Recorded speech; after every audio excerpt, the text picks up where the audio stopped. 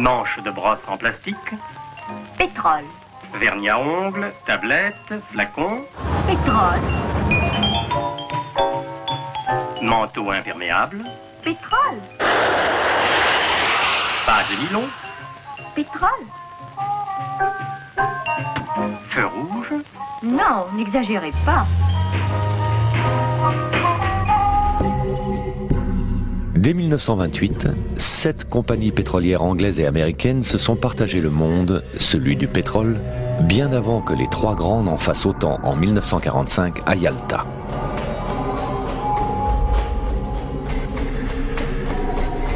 Au lendemain de la Seconde Guerre mondiale, les pétroliers américains n'ont pas été inquiétés pour leur complicité avec l'Allemagne nazie, à qui ils ont permis de fabriquer du pétrole de synthèse jusqu'en 1943.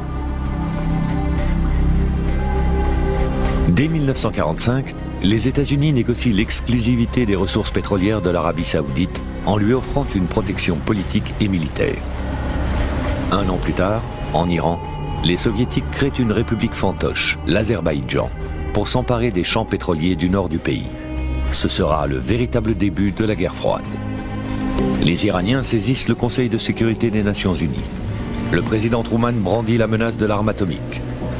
Staline, qui a d'autres visées en Europe de l'Est, finit par céder.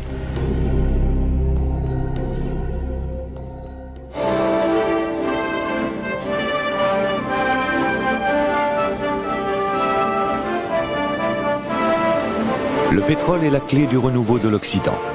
Il devient l'enjeu politique, économique et géostratégique majeur de la deuxième partie du XXe siècle.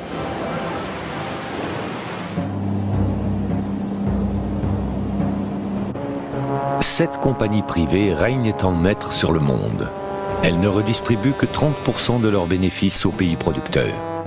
Mais au Venezuela, deuxième pays producteur et exportateur mondial de pétrole, en 1948, au terme d'une série de grèves très dures, une modification du régime des concessions est imposée aux grandes compagnies.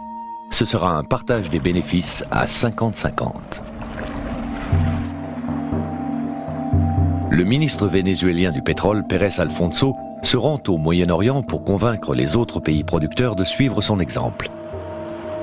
Dès 1950, les dirigeants américains de l'Aramco proposent à l'Arabie saoudite le même partage. Malgré cette apparente concession, les profits des compagnies américaines ne sont pas menacés, puisque les sommes qu'elles reversent aux pays producteurs sont déductibles des impôts qu'elles payent aux États-Unis. Cet accord de façade suscite le mécontentement croissant des pays producteurs. L'Iran déclenche la première grande crise politico-financière de l'histoire du pétrole. Après avoir tenté de négocier en vain les accords qui la liaient à la Grande-Bretagne au début des années 30, l'Iran revendique le même traitement financier que l'Arabie saoudite. L'anglo-iranienne refuse. Le 11 avril 1951, un vieux militant nationaliste, le docteur Mossadegh, prend la tête d'un gouvernement de front national. Le jour même, il présente devant le Parlement un projet de loi proposant la nationalisation de l'Anglo-Iranian Oil Company. Le projet est immédiatement approuvé par le Shah, qui signe le décret dans la foulée. L'Occident accueille la nouvelle avec condescendance. À Téhéran, tous les regards sont fixés sur le palais de l'Anglo-Iranian Oil Company, centre névralgique de la fièvre du pétrole. Alentour, c'est le grouillement de formes et de couleurs de toutes les villes orientales, mais chacun sait qu'un drame est en train de se jouer. Les délégués du gouvernement pour la nationalisation ont pris l'avion pour rencontrer les envoyés britanniques. Comme viatique, ils emportent le Coran, la collade du Grand Mellah et un des drapeaux que brandissent leurs partisans et qui porte inscrit « Si Dieu est avec nous, quel obstacle pourra nous arrêter ?» En fait, cela signifiait la perte immédiate des concessions pétrolières au profit des nationalistes. C'était donc un précédent. Si les Iraniens nationalisaient leur pétrole et récupéraient les profits issus de son exploitation, qu'allait-il se passer au Koweït et plus grave encore en Arabie saoudite? Les Saoudiens allaient-ils réclamer un accord encore plus avantageux que celui des Iraniens? C'était bien ça le danger. C'était ça qui inquiétait les gens. L'anglo-iranienne prédit le pire. In your opinion, Mr. Jackson, what would be the probable effect in Persia of British withdrawal? I think economic disaster. The Persians think that by nationalizing oil, they are going to get rich. Unfortunately, the reverse will be the case. Le gouvernement britannique menace d'envahir l'Iran. Il ferme la raffinerie d'Abadan et rapatrie ses techniciens. Il instaure un blocus sur les importations pétrolières iraniennes. Dans un film de propagande, l'anglo-iranienne s'érige en victime et insiste sur sa contribution au développement du pays. Our picture could only be complete if we could show you what the conditions were like before the oil company came into being. But the British have introduced hygiene into Persia, education, there was almost total illiteracy before the company's time, and sport. Almost from the first, Persians were trained for executive posts, so that when the installation should revert legally to Iran in 1993, there would be skilled Iranian technicians capable of running them. L'idée des Anglais, c'est de dire, financièrement, ils ne pourront pas tenir, donc ils vont céder. Les Américains sont beaucoup plus embêtés, parce que Abadan est une base d'approvisionnement pour les avions. À un moment, on est en guerre de Corée. Et donc, tout point d'approvisionnement a une importance stratégique énorme. Donc, il va y avoir des négociations très dures entre le Foreign Office et Washington sur qu'est-ce qu'on fait en Iran. L'Angleterre saisit le Conseil de sécurité des Nations Unies. Mossadegh vient plaider sa cause à l'ONU.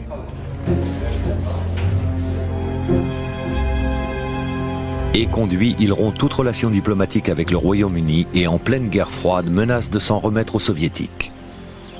Les Britanniques nous ont abordés à ce sujet et nous avons combiné une opération qui, je crois que le nom c'était opération Foursquare et c'était une opération conjointe britannique-américain, mais au moment de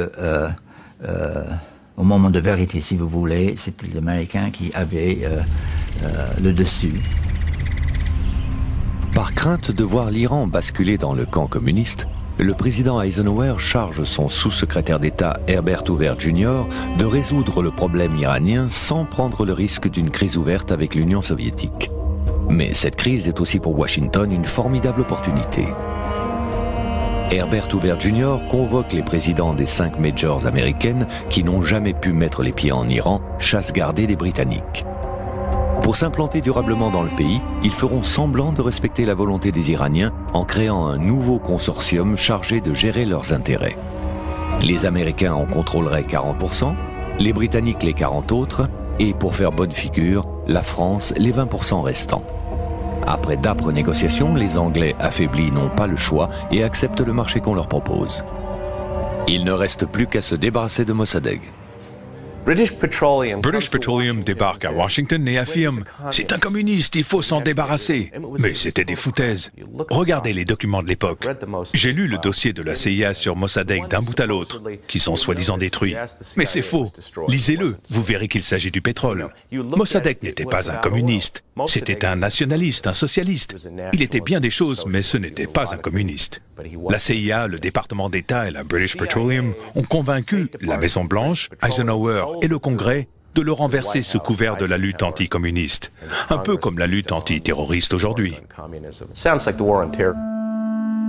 C'est Allen Dulles, le nouveau directeur de la CIA, qui s'en charge.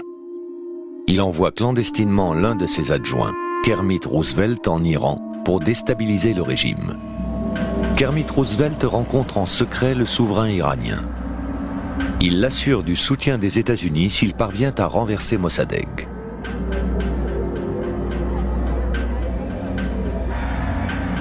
Le Shah tente d'arrêter Mossadegh.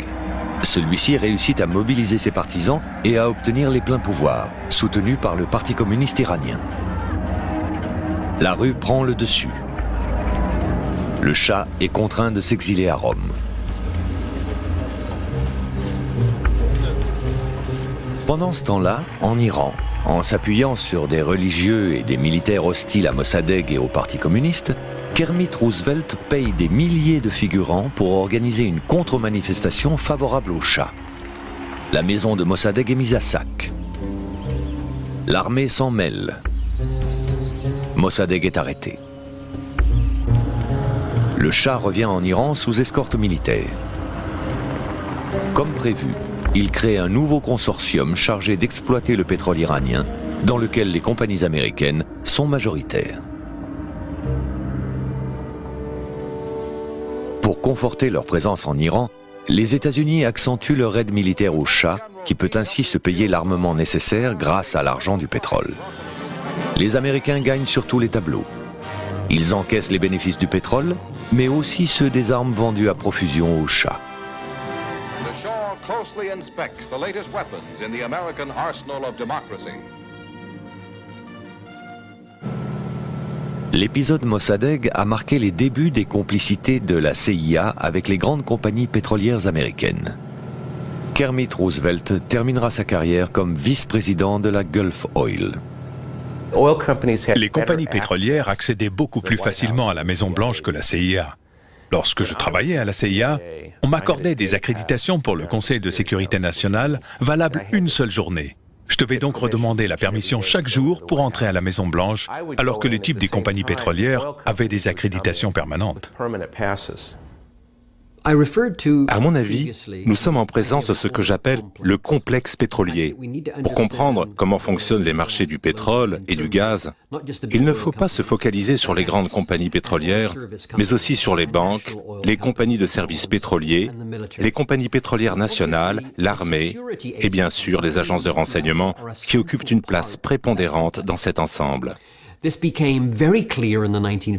Tout cela est apparu très clairement dans les années 50, lorsqu'en Iran, mais aussi au Venezuela et en Irak, une nouvelle génération de dirigeants politiques nationalistes a pris le pouvoir et a remis en question les fondements mêmes des 7 sœurs, c'est-à-dire leur capacité à fixer les prix.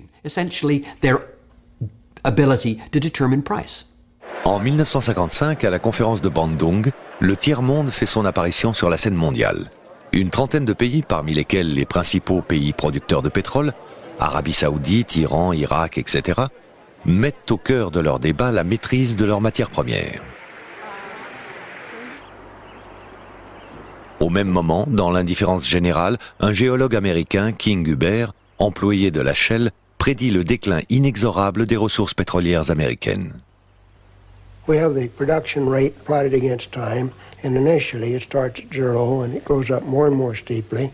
Ultimately, it'll reach some climax as the resource begins to be scarce or difficult to discover, and then it goes into a long decline, not abruptly, but gradually back to 0.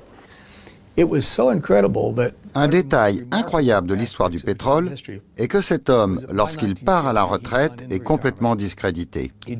Dans les années 70, un de ses détracteurs fit un jour cette remarque. Vous vous souvenez de ce vieux barjot qui bossait pour Shell? Ce docteur Huber, selon qui, soi-disant, il y aurait une pénurie de pétrole aux États-Unis au début des années 70?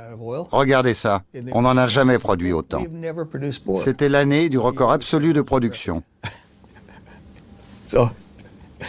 Et ce qui est remarquable, c'est que ça ait pris 20 ou 25 ans pour qu'une poignée de gens se rendent compte que, contre toute attente, Huber avait raison.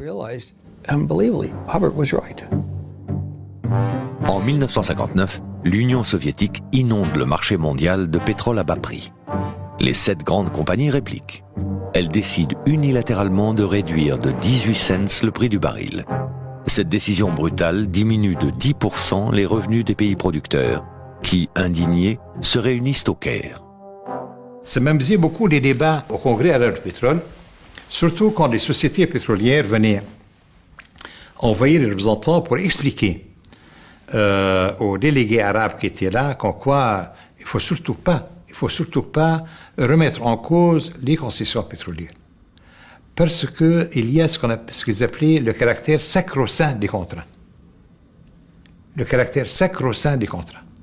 Et que d'après le Coran, et là je ne sais pas, ils avaient sorti quelques versets du Coran, je ne plaisante pas, je dis, c'est comme ça que ça se passait, versets du Coran qui justement interdisaient la remise en cause de ce caractère sacro-saint des contrats. Les contrats, comme je disais, enfin ce qu'on appelait les contrats, c'était donc papier rempli à Londres, et puis avec l'empreinte digitale de l'émir local. C'était ça le contrat.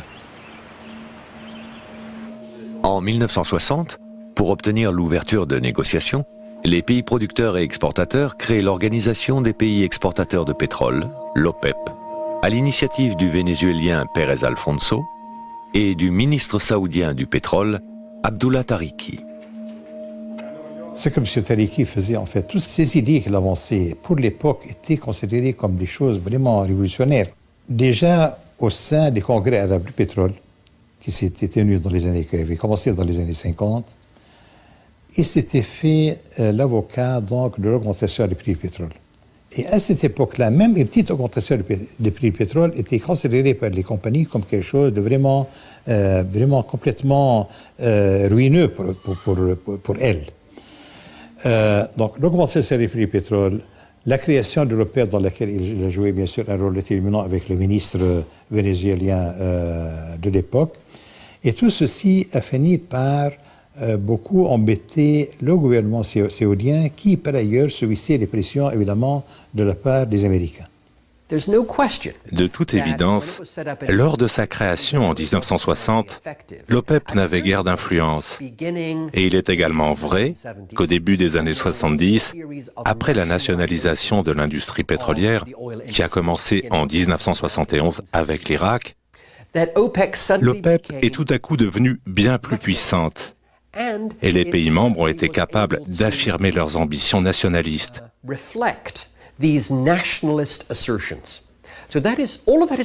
Tout cela est vrai, mais bien que l'apparition de l'OPEP ait forcément bouleversé la manière dont les géants du pétrole conduisaient leurs affaires,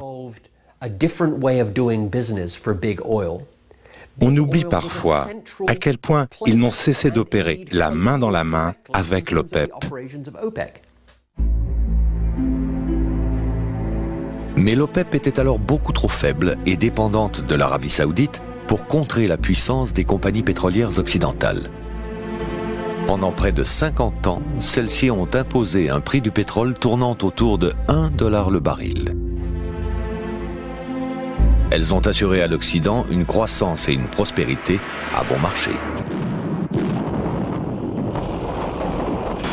Le 6 octobre 1973, le jour de la fête de Kippour, l'Égypte et la Syrie, aidés par des conseillers militaires soviétiques, attaquent par surprise Israël. L'Amérique se porte à son secours. Le 16 et 17 octobre, les pays arabes, membres de l'OPEP, réagissent en décrétant un embargo sur les livraisons de pétrole à destination de l'Occident. La panique s'empare des pays consommateurs. Dans l'opinion occidentale, les pays arabes sont violemment attaqués. En fait, la crise pétrolière du début de 1970 n'a pas commencé avec l'embargo arabe sur le pétrole en octobre 1973. Elle n'a pas commencé avec l'augmentation des prix du pétrole de décembre 1973. En fait, elle avait commencé en 1971, quand aux États-Unis, des pénuries de produits pétroliers ont commencé à se manifester. Ceux qui ne sont pas très jeunes se rappellent très bien de cette période. Des queues commençaient à se former en Amérique, aux stations d'essence, des usines ou des écoles qui fermaient parce qu'il n'y avait plus suffisamment de fuel ou de gasoil pour assurer le chauffage. Donc c'était dans la période de froid. Et donc il y avait alors aux États-Unis, il y avait une espèce qu'on appelait crise pétrolière. Donc crise pétrolière générée par un manque de produits pétroliers. D'où vient ce manque? Alors là, ça reste un mystère. Le président Nixon commande une enquête sur l'état réel des réserves américaines. C'est James Atkins qui en sera chargé.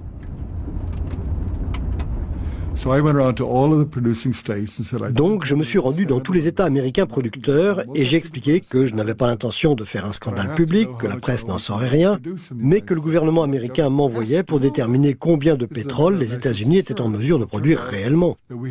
C'était une information que le gouvernement devait détenir, c'était une question de sécurité nationale. Eh bien, il s'est avéré que nous n'avions aucune capacité de réserve, aucune. La situation était très critique. Donc, j'ai dû présenter ces résultats à l'OCDE. Et je ne leur ai pas caché la vérité. J'avais fait des petits tableaux et je leur ai dit « Bon, jusqu'ici nos chiffres étaient trompeurs, mais j'ai trouvé où était l'erreur. Et les chiffres que je vous donne aujourd'hui sont les bons. Nous ne sommes pas en mesure de produire plus de pétrole que ceux que nous produisons à l'heure actuelle. Nous allons donc devoir faire avec et notre production ne va faire que diminuer. » Et c'est là que la commission, la fameuse task force, comment il l'appelle, formée par Nixon, sous la houlette ou sous la direction de M. James Akins, a publié son rapport qui s'appelle Projet Indépendance. Donc un rapport qui, après avoir étudié la situation, ils ont sorti avec un rapport pour dire que c'est dans notre intérêt d'assurer l'indépendance énergétique à 100% des États-Unis. America's energy demands have grown so rapidly that they now outstrip our energy supplies. As a result, we face the possibility of temporary fuel shortages and some increases in fuel prices in America. This is a serious challenge, but we have the ability to meet it. If our energy resources are properly developed, they can fulfill our energy requirements for centuries to come. Donc, ce qui implique une augmentation du prix du pétrole. Et ce M. Akins, qui était à Alger, que j'avais rencontré pour la première fois, et quand il était de visite à Alger pour autre chose, alors les responsables algériens lui disent, enfin, vous vous occupez du pétrole en Amérique, on a un congrès arabe de pétrole ici, si vous voulez vous adresser au congressiste, vous êtes les bienvenus. Il est venu, j'étais assis là avec tous les autres. Et puis M. Akins qui va à la tribune, il prononce un mot, et puis il dit, je vous comprends très bien, certains pour vous sont contents que l'Irak est nationalisé sans pétrole, je comprends très bien vos sentiments nationalistes, je comprends que certains d'entre vous veulent augmenter le prix du pétrole, et je sais que certains d'entre vous pensent à un prix du pétrole qui serait de 4 ou 5 dollars le baril. Mais alors, parler de 4 ou 5 dollars le baril de pétrole en juin 1972, mais pour tout ce qui était là, c'était une révélation, c'est pas possible. C'est la première fois qu'on entendait ce chiffre-là. Ce n'est pas tout à fait vrai. J'avais dit publiquement aux États-Unis, avant de partir pour Alger, que le prix du pétrole était trop bas et qu'il fallait l'augmenter, car les ressources étaient limitées. Et avec des prix aussi bas, la demande grandissait de manière inquiétante. Pas de nouveaux gisements et pas assez d'argent pour en trouver de nouveaux si le prix du pétrole restait aussi bas. Donc, le prix du pétrole allait forcément remonter. Every time Dr. Henry Kissinger comes to Saudi Arabia, dans les années 70, quand le docteur Henry Kissinger venait en Arabie Saoudite, il allait rendre visite au roi Faisal. Le roi demandait à Kissinger, « S'il vous plaît, quand vous irez à Téhéran, demandez au Shah d'arrêter d'utiliser son pouvoir pour augmenter le prix du pétrole. » Et Kissinger, tout sourire, répondait, « Je vais faire de mon mieux. » Un jour, le roi Faisal m'a envoyé voir le Shah d'Iran pour lui demander sérieusement de calmer le jeu. Le Shah m'a dit, « Pourquoi vous ne voulez pas augmenter le prix? Vous voulez faire plaisir aux Américains? Ce sont les Américains qui veulent monter les prix. Allez donc le demander à Henry Kissinger. » Quand j'ai rapporté notre conversation au roi Faisal, il s'est rendu compte que c'était Henry Kissinger qui était derrière tout ça. Après ça, le roi n'a plus jamais abordé la question du prix du pétrole avec Henry Kissinger. On a tout fait pour que cette initiative d'augmentation des prix qui est venue des Américains pour des raisons bien précises, on impute alors la responsabilité aux pays arabes, c'est plus commode, ça passe mieux dans l'opinion occidentale, et c'est comme ça qu'on a vécu sur un mythe pendant très longtemps, un mythe entre autres. L'embargo restera fictif, et l'Amérique, en pleine guerre du Vietnam, n'en subira jamais les effets. L'Arabie saoudite a été la cible d'attaques très virulentes de la part de 2 sénateurs importants qui étaient profondément anti-arabes. J'ai demandé la permission de les mettre au courant de ce qui se passait véritablement afin qu'ils cessent leurs attaques contre l'Arabie saoudite. Donc, c'est ce que j'ai fait et je leur ai dit, écoutez, vous ne connaissez pas les faits. En fait, le pétrole saoudien transite par Bahreïn avant d'être expédié directement vers le Vietnam sur des tankers américains ou étrangers, peu importe.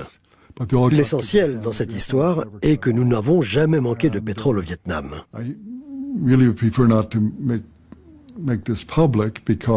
Il fallait absolument que les sénateurs se taisent. Personne ne devait apprendre que les Saoudiens brisaient le front commun décidé par l'OPEP contre les Américains. Mais tout s'est bien passé. Il n'y a jamais eu de fuite. En réalité, pour les sociétés pétrolières, la hausse du prix du baril est une formidable opportunité. Elle leur permet de trouver des financements nécessaires au développement de l'exploitation du pétrole offshore en mer du Nord, tout en continuant à s'approvisionner à bas prix au Moyen-Orient. À l'issue du premier choc pétrolier, plus personne ne croit que le pétrole puisse redevenir bon marché. Le monde entier vit dans l'attente des décisions de l'OPEP. Grâce à ses revenus pétroliers, le régime du Shah est devenu la première puissance économique et militaire de la région. Pour Nixon et Kissinger, l'Iran est le gendarme du Golfe. Mais la volonté de puissance du Shah va le perdre. La dernière fois que j'ai rencontré le Shah d'Iran, il n'était plus le même. Ce n'était plus l'homme que j'avais connu. Il s'est mis à me raconter comment il allait envahir tous les pays arabes et le Golfe en une seule journée. Je vais faire ci, je vais faire ça. J'étais stupéfait. Je me suis alors rendu à Jeddah, en Arabie Saoudite. À cette époque, l'ambassadeur américain était un bon ami à moi, Jim Akins. Alors, au cours d'une promenade, je lui ai raconté en tant qu'ami mon entretien avec le Shah. Et je lui ai confié deux choses. D'abord, je lui ai dit que le Shah d'Iran était devenu mentalement dérangé. Et ensuite, qu'une révolution était imminente car il ne pouvait plus gouverner.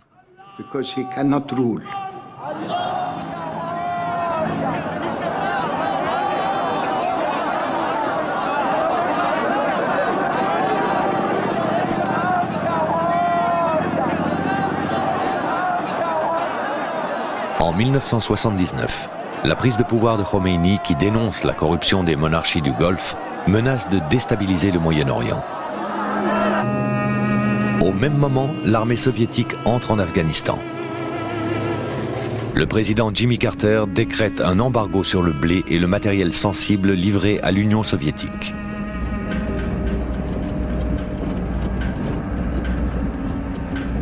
En Iran, la révolution se radicalise.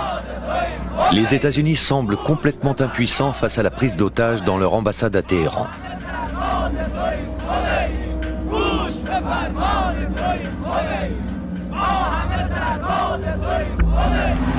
L'entrée en fonction de Ronald Reagan, en janvier 1981, est marquée par la volonté politique de restaurer la puissance américaine.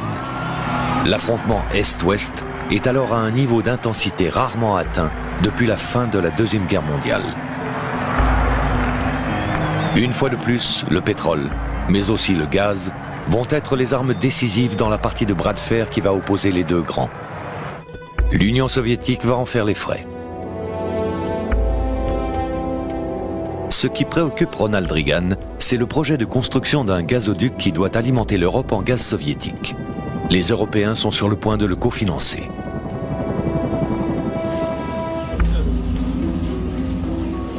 Lors de sa première rencontre avec les chefs d'État européens à Ottawa, Ronald Reagan leur demande de surseoir à ce projet. Schmitt refuse, François Mitterrand temporise.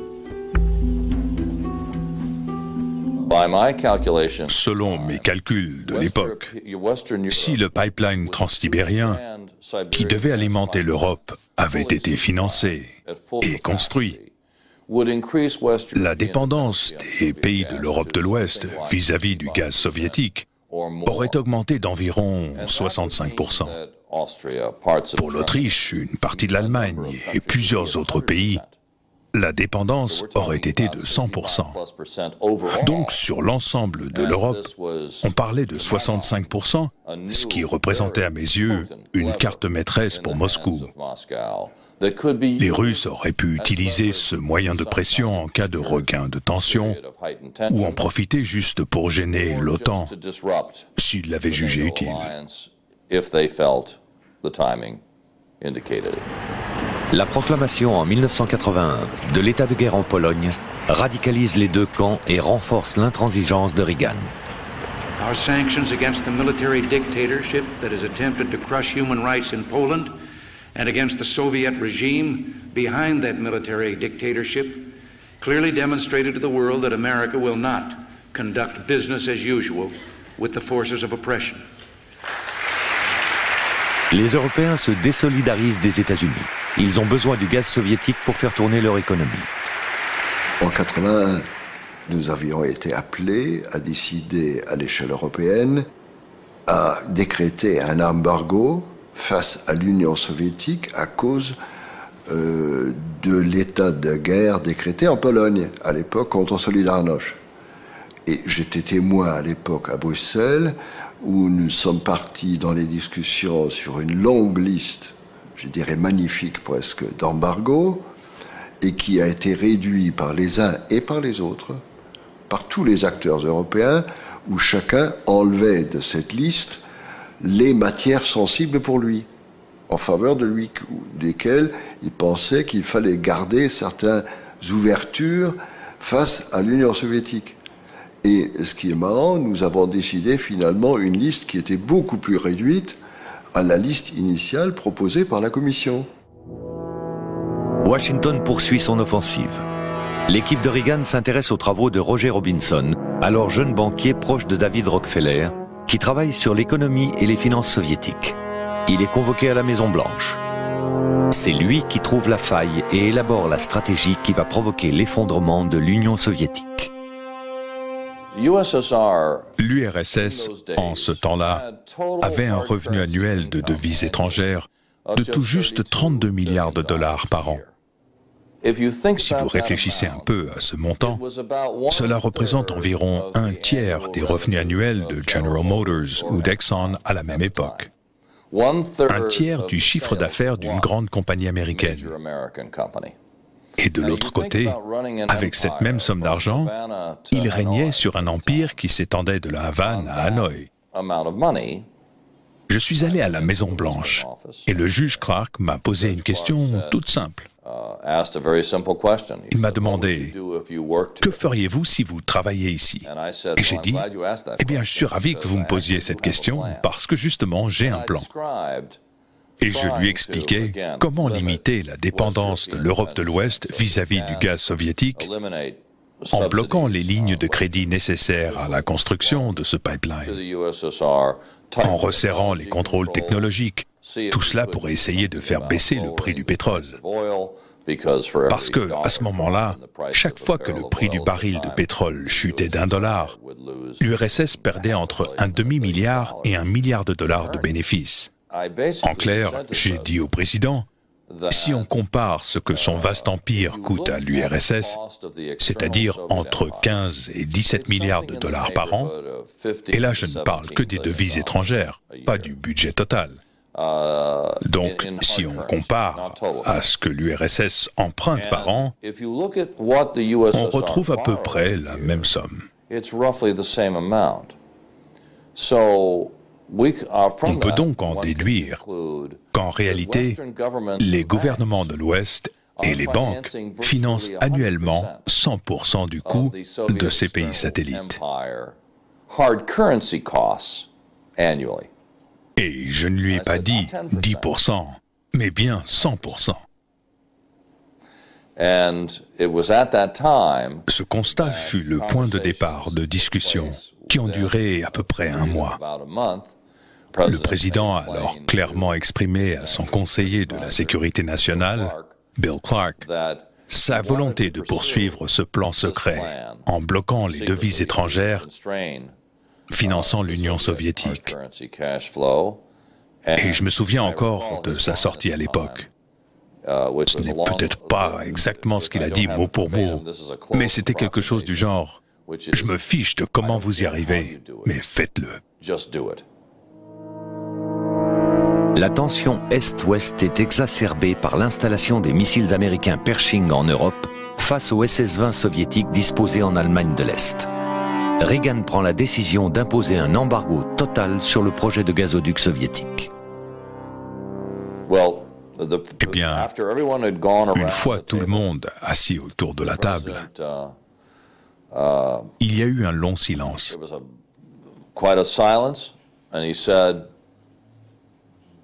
Le président a déclaré « Ok.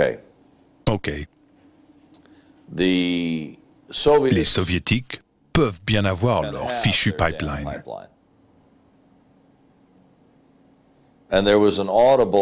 Dans la salle, il y a eu un soupir de soulagement.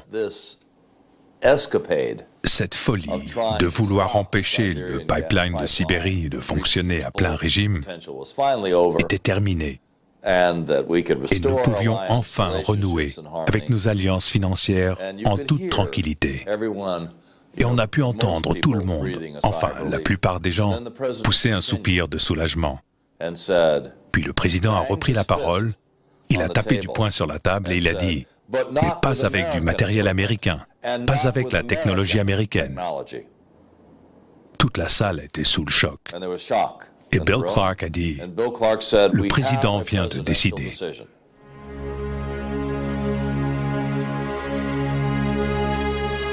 C'est un régime à l'agonie, affaibli, qui doit faire face à l'offensive américaine. Brejnev meurt en 1982, après 17 années de pouvoir. Yuri Andropov, son successeur, disparaît en 1984. Konstantin Tchernyenko, désigné pour lui succéder, meurt en 1985. Gorbatchev arrive au pouvoir alors même que Washington a ouvert un nouveau front. En effet, dès 1984, Reagan a demandé à son ami William Casey, directeur de la CIA, de négocier dans le plus grand secret avec les dirigeants saoudiens. Au terme de longues et difficiles négociations, un accord est enfin conclu en 1985 lors de la première visite d'État du roi Fahd à Washington.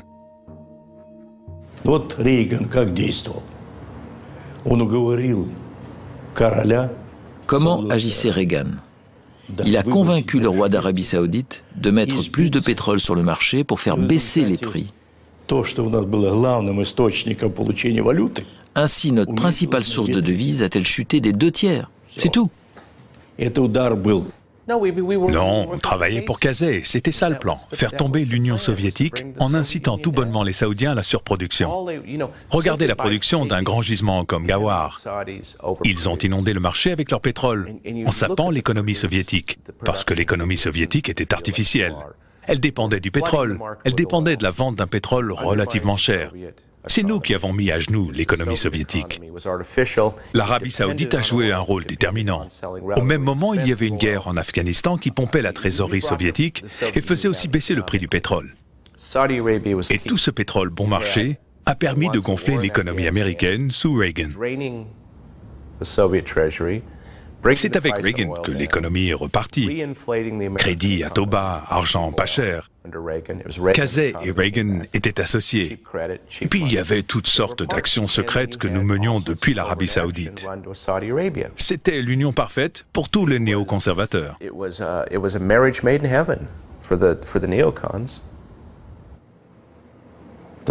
La situation est devenue extrême lorsque notre monnaie a perdu les 2/3 de sa valeur à cause de la chute des cours du pétrole.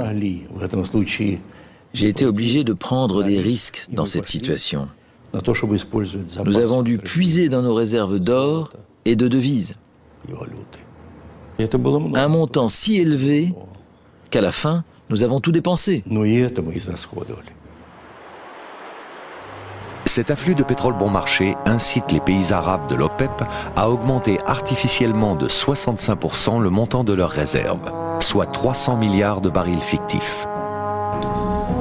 Personne alors ne connaît l'état réel des réserves mondiales de pétrole.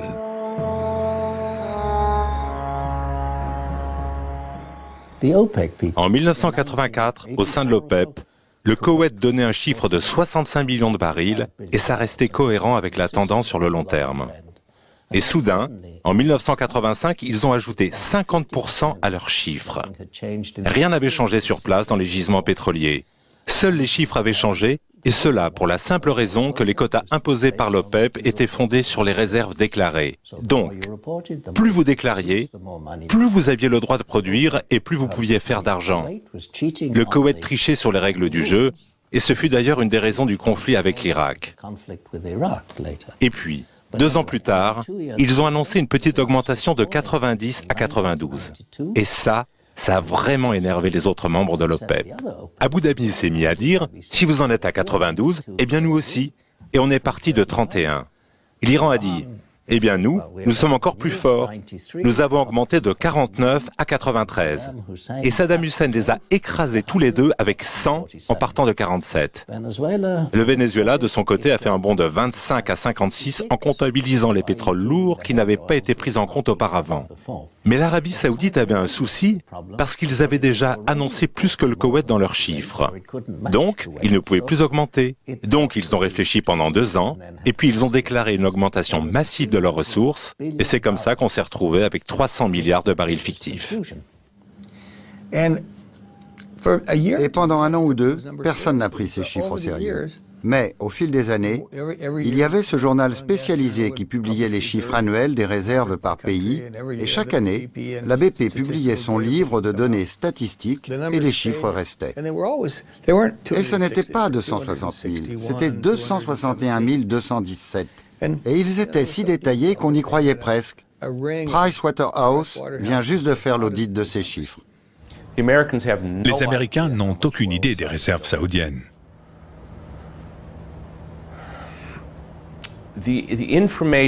Les informations en provenance de Dhahran sont strictement contrôlées.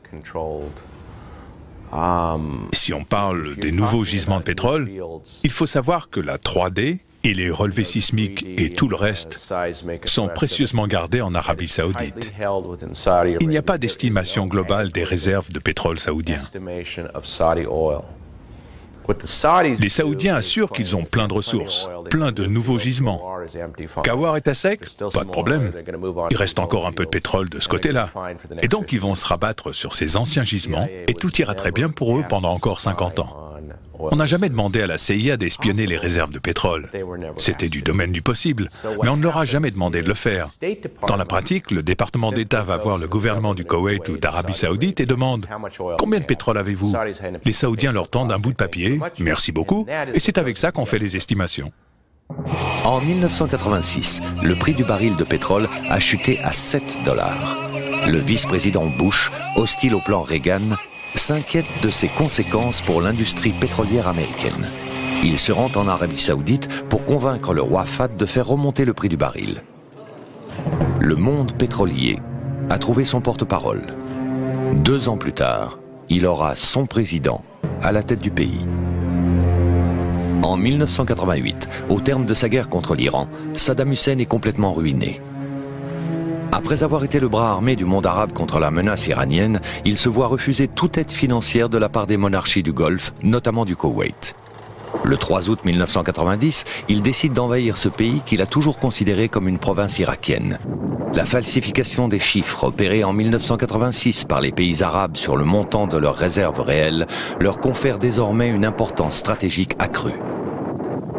On ne savait pas si Saddam Hussein allait traverser la frontière et s'accaparer des puits de pétrole à l'est de l'Arabie Saoudite.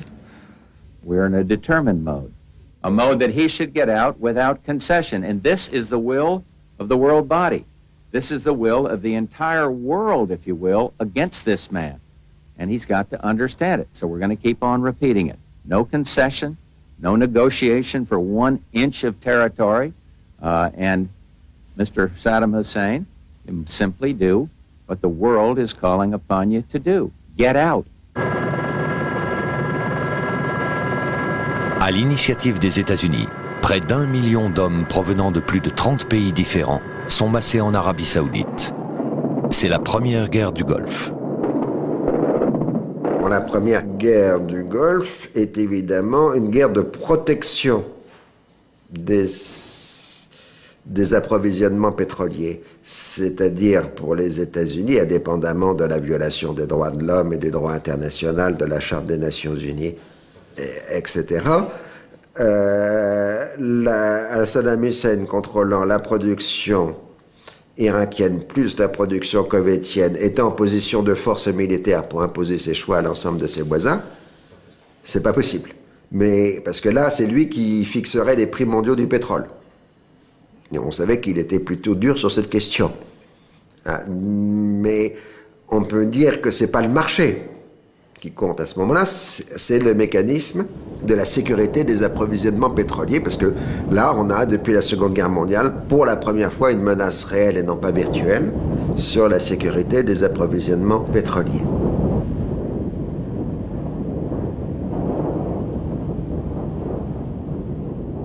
Je me rappelle très bien, après la fin de cette guerre, quand il y a eu un congrès mondial du pétrole à Madrid, auquel a été invité M. James Schlesinger, qui avait occupé des postes importants au sein de l'administration américaine, dans le Carter, secrétaire d'État à l'énergie, secrétaire d'État à la défense, etc. Donc, on l'invite en sa qualité d'ancien haut responsable américain, en sa capacité aussi de consultant, parce qu'il était devenu consultant entre-temps, pour venir donner son point de vue sur la géopolitique de l'énergie dans le monde, donc après cette guerre du Golfe. Et je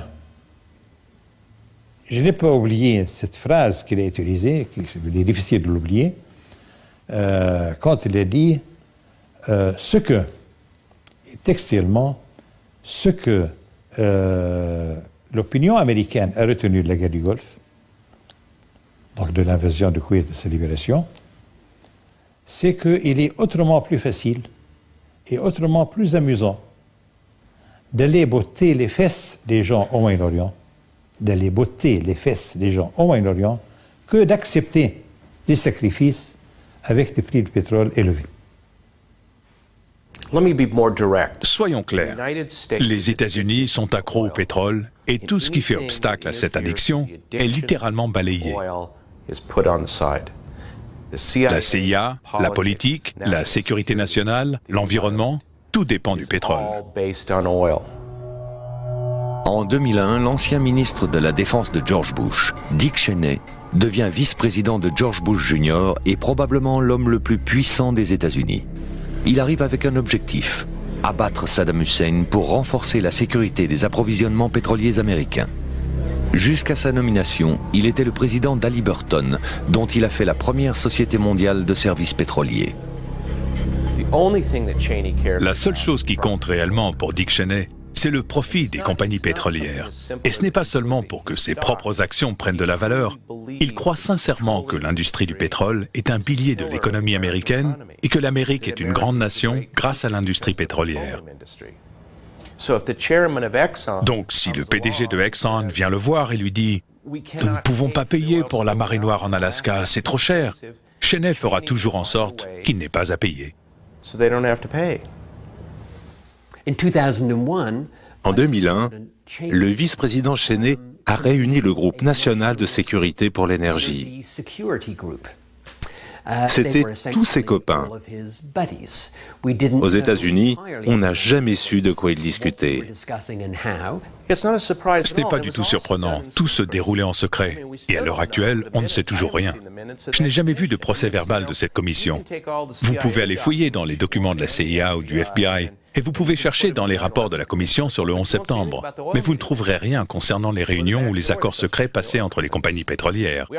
Nous connaissons déjà les gens qui sont allés à la Maison-Blanche, donc nous avons leur nom. Nous savons de quelle compagnie il s'agit, nous savons qu'ils ont parlé pétrole.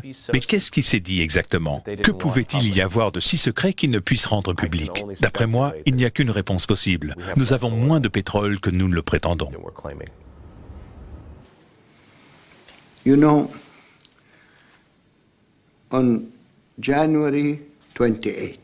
Vous savez, le 28 janvier 2000, moins de 2 semaines après l'entrée de George Bush Jr. à la Maison-Blanche,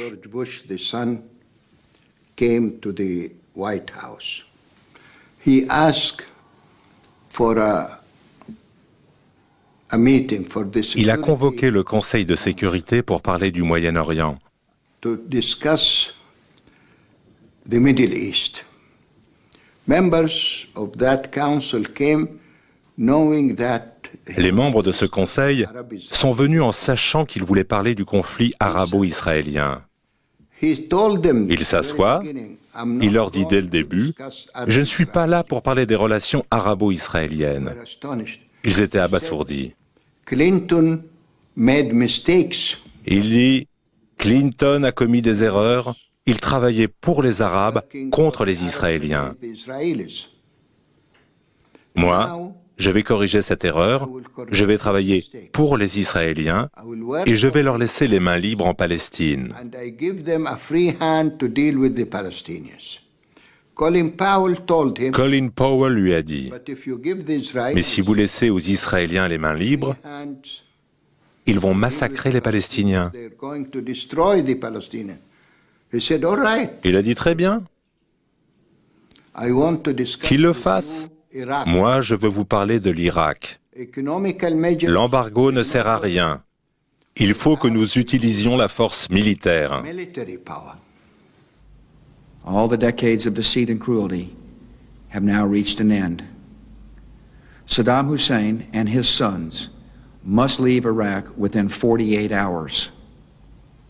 Their refusal to do so will result in military conflict.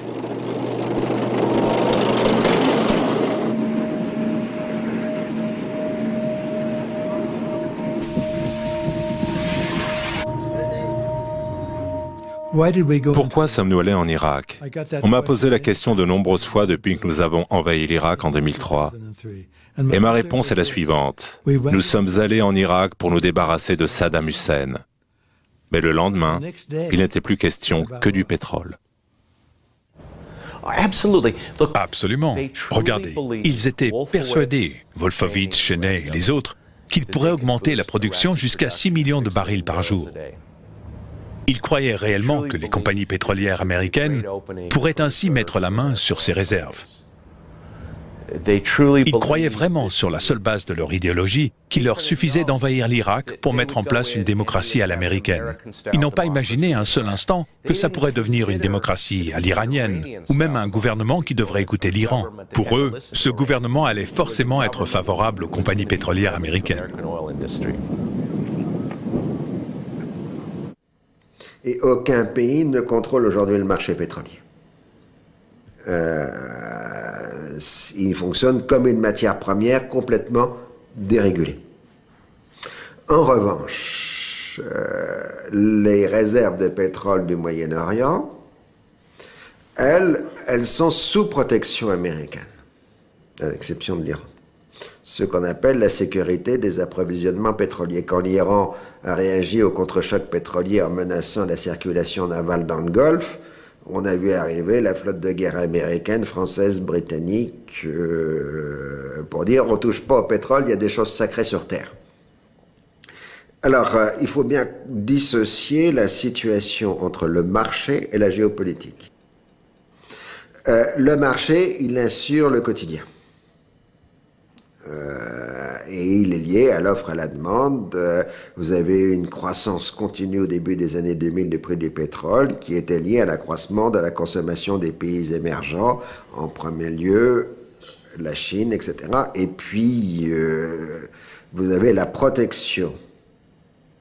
La protection, elle est différente. Elle est dans l'idée que puisque, d'une part, les Américains sont en quelque sorte les syndics des puissances consommatrices et que donc ils assurent pour l'ensemble des pays consommateurs la sécurité des approvisionnements. Et en ce sens, nous sommes bien heureux, nous les Français, les Britanniques ou les Allemands ou les Italiens, de bénéficier de la protection américaine qui nous assure que le pétrole arrive bien de façon tangible chez nous. Mais en même temps, la protection a une valeur géopolitique. Autrement dit, moi, les États-Unis, j'ai fait passer les messages implicites aux autres. Si vous m'attaquez, ben, je vous fais le sort du Japon et de l'Allemagne durant la Première et la Seconde Guerre mondiale, je vous sors du marché. Toute personne qui attaquerait les États-Unis se trouverait expulsée du marché mondial, et en particulier des marchés pétroliers. Vous n'auriez plus un centilitre de pétrole qui viendrait vers vous. Autrement dit, vous, la Chine, vous pouvez avoir encore des centaines de milliers d'hommes, développer de l'aviation, etc. Mais pour l'instant, si vous voulez me faire la guerre, ce qui n'est pas votre intérêt de toute façon, ben vous n'aurez plus de pétrole dans les minutes qui suivent. Et ça, c'est du virtuel.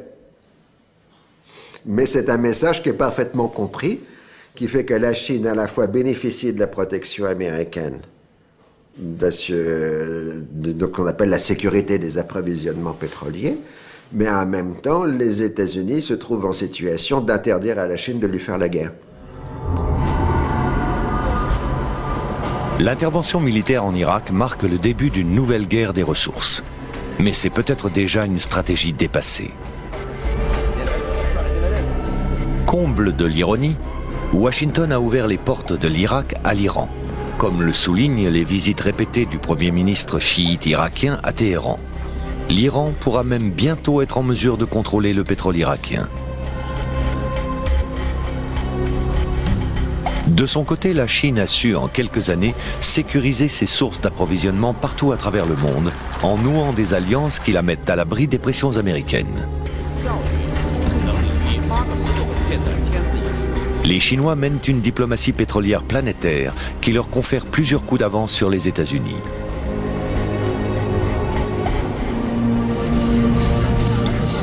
Une véritable chasse gardée.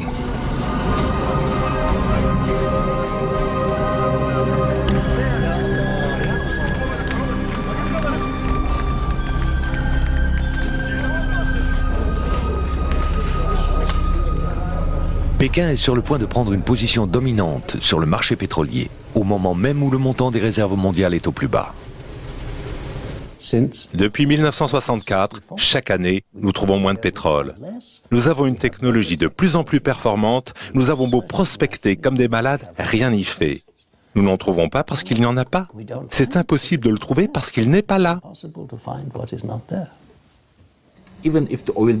Même si la demande en pétrole restait constante au cours des 25 prochaines années, il nous faudrait quand même trouver du pétrole, environ 45 millions de barils par jour, juste pour maintenir le statu quo, pour garder un niveau de production constant. C'est un immense défi. Il nous faut trouver au cours des 25 prochaines années l'équivalent de 4 fois l'Arabie Saoudite à mettre sur le marché. Ça ne va vraiment pas être facile, et ce sera juste assez pour compenser le déclin des gisements actuels. Le pétrole se raréfie inéluctablement. Aujourd'hui, pour 6 barils consommés, un seul est découvert.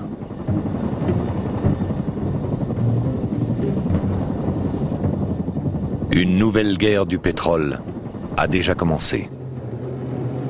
Se poursuivra-t-elle en Afrique ?